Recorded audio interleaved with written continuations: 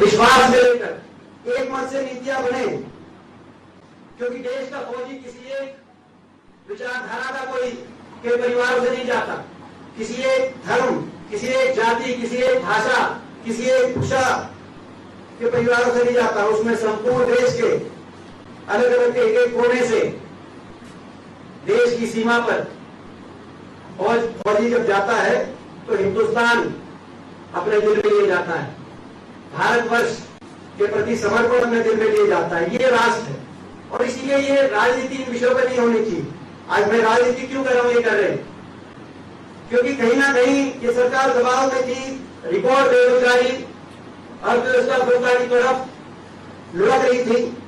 2 करोड़ रोजगार हर साल का वायदा था, उस वायदे में सरकार पूरी विफल हो गई थी। इसलिए प्रधानमंत्री जी ने उस जुमले को छुपाने के लिए शोभा छोड़ दिया कि 10 लाख नौकरी देंगे। तो मैंने आपको साफ बताया कि ये 10 लाख काल्पनिक स्वप्न ना दिखाएं, मगर जो ये 62 लाख रिक्त स्थान पड़े, जिसमें 2 लाख से ज्यादा फौज के, इनकी असली भर्ती सरकार निकाले, असली भर्ती करे। ये हमारी मांग है सरकार से। तो ये तो प्रमुख राष्ट्रीय पर्सपेक्टिव से, राष्ट्रीय दृष्टि से कुछ बातें थी। इसके साथ साथ मैं राजस्थान और हरियाणा जैसे प्रदेश, राजस्थान, हरियाणा, पंजाब, ये वो प्रदेश है जहां से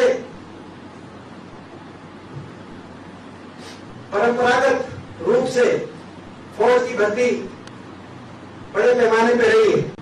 यहाँ के नौजवान को कैसा थोड़ा झटका लगा है, वैसे तो पूरे देश के नौजवान को झटका लगा है, मगर यहाँ के नौजवान को कैसा झटका लगा है वो भी मैं कहना चाहता हूं। क्योंकि आपने देखा होगा, एक ये भी बात आ रही है कि इसमें कहीं ना कहीं रेजिमेंट सिस्टम जो है, जो फौज की नींव है, जो आधार है, उनकी जिन क्षेत्रों से परंपरागत रूप से बड़ी पैमाने में भर्ती होती है, जहां बहुत से इलाके ऐसे हैं जिसमें बहुत से राजस्थान में भी, जहां पीढ़ी दर पीढ़ी देश के लिए समर्पित होकर बलिदान देने की परंपराएं रही हैं, उन इलाकों के अंदर कहीं ना कहीं जो ऑल इंडिया ऑल क्लास की बात आई है, उसका क्या प्रभाव पड़ेगा वो मैं आपके बीच में रखना चाहता हूं।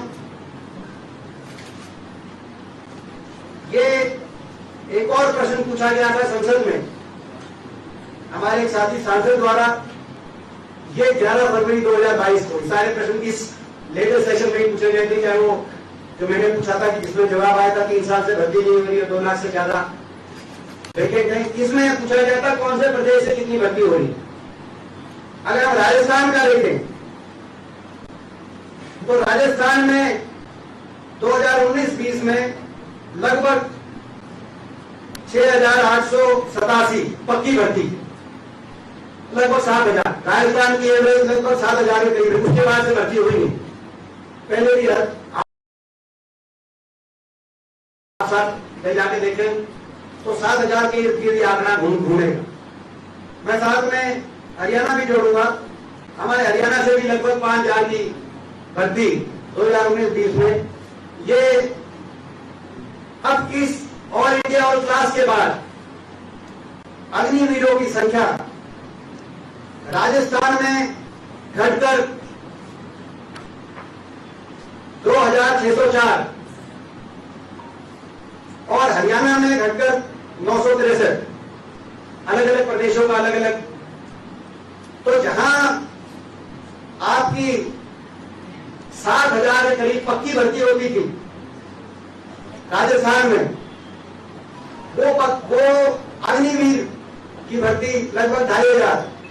और आपको पता है कि इसमें से भी पक्के 4 साल के बाद 1/4 इसमें से पक्के किए जाएंगे। तो कहीं ना कहीं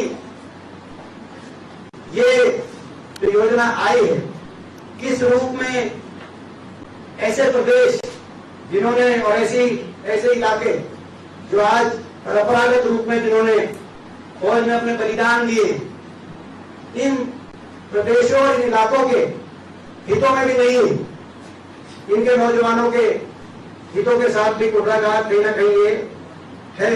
इस बात को भी समझ, कितना नुकसान होगा पक्की भर्ती में, इसका भी आप अंदाजा लगा सकते हैं। तो ये भी एक विशेष रूप से मैं ये बात रखना चाहता था।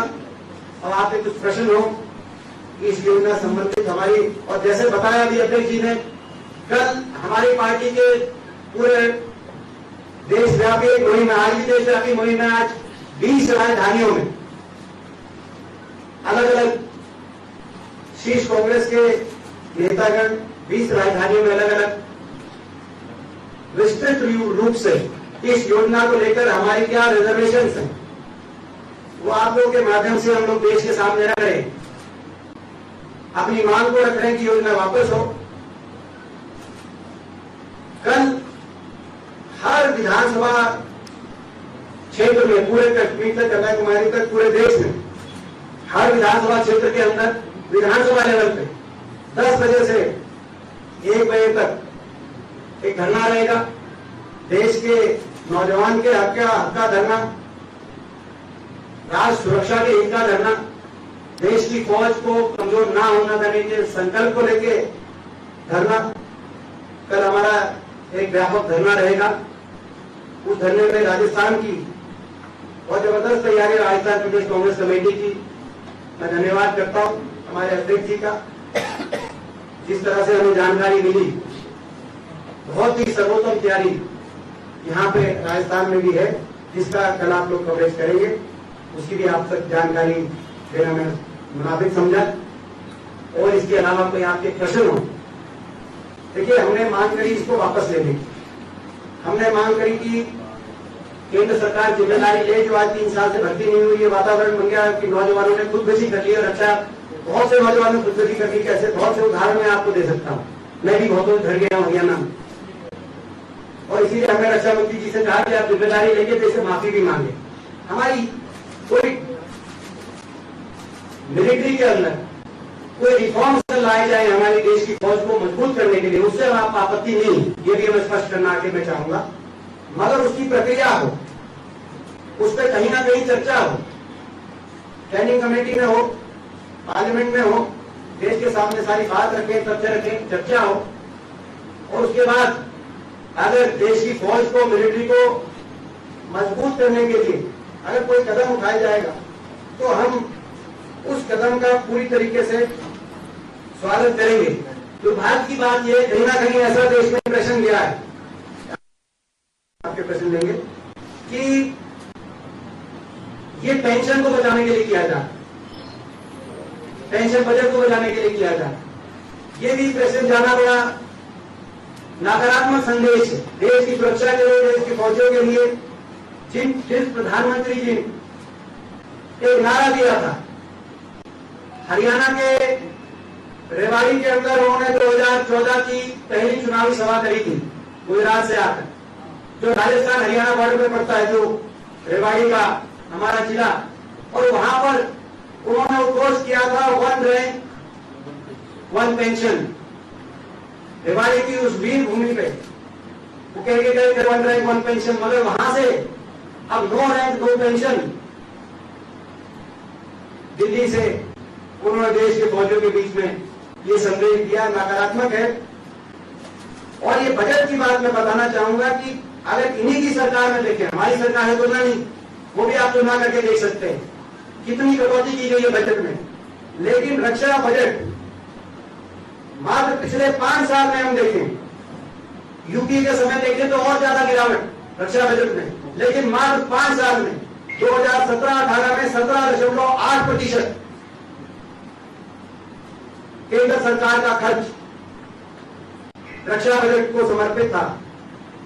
और 2020-21 में ये घटकर 17.8% से 13.2%। इतनी भारी गिरावट जब चीन हमारे दरवाजे पे दस्तक दे रहा हो और कई किलोमीटर अंदर चीन की फौज कहीं कहीं, जो सरकार और फौज ने स्वयं उस बात की यथास्थिति देश के सामने रखी हो।